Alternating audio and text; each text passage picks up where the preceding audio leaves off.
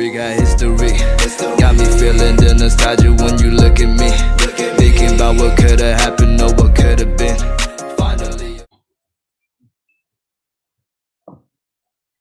Hai, perkenalkan nama saya Theodora Dewianti Burhanus. Saya dari Prodi D3 Farmasi Poltekkes Kemenkes Kopang.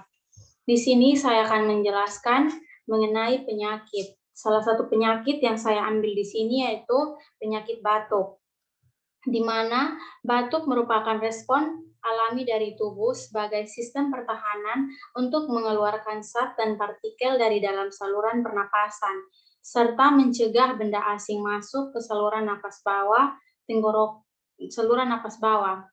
Tenggorokan dan saluran napas dilengkapi saraf yang merasakan jika terdapat bahan atau zat yang mengganggu. Adapun kemunculan batuk yang disebabkan oleh gejala pilek, demam, lemas, nyeri tenggorokan, sulit menelan atau batuk saat menelan, mengi atau bengek, sesak napas, tenggorokan gatal-gatal. Adapun beberapa jenis batuk yang dapat terjadi yaitu batuk kering dan batuk berdahak, di mana batuk kering merupakan jenis batuk yang ditandai dengan rasa gatal pada tenggorokan. Batuk kering biasanya terjadi pada tahap akhir pilek atau saat sistem pernapasan terkena iritasi. Yang kedua, batuk berdahak.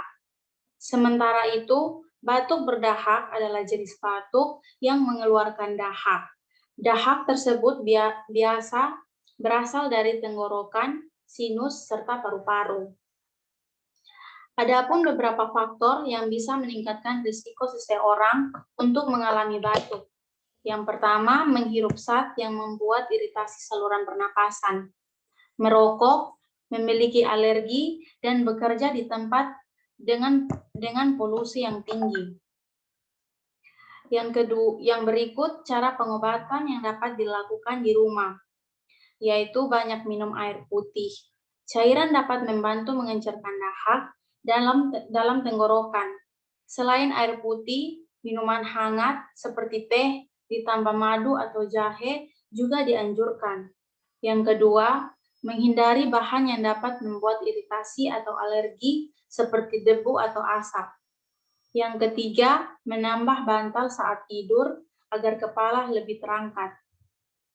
Namun, jika penyakit ini semakin parah, segera konsultasikan masalah ini ke dokter.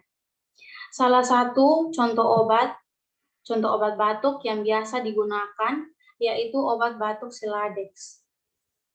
Sekian penjelasan singkat dari saya mengenai penyakit batuk. Semoga bermanfaat bagi teman-teman sekalian. Saya ucapkan terima kasih.